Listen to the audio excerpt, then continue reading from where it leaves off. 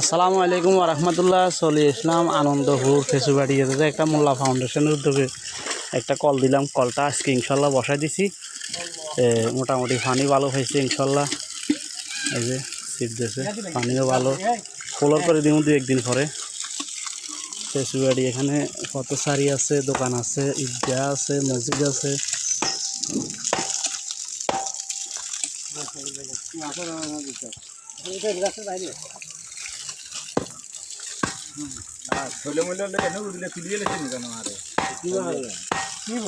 তো সবাই ভিডিওটা শেয়ার করে দিবেন ইনশাল্লাহ। মোল্লা ফাউন্ডেশনের জন্য দোয়া করবেন। মোল্লা ফাউন্ডেশন যেন সবসময় ভালো কাজ করতে পারে।